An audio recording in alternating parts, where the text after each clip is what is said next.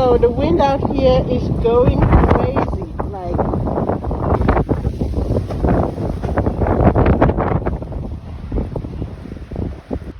so it looks like my polytunnel didn't quite stay where I left it. And yeah, so that is what it is. So the polytunnel is off, and I hope there's going to be more wind, because I do need all of these to be watered, and it was covered so far. So I hope there's more rain coming and that I can get enough water in here.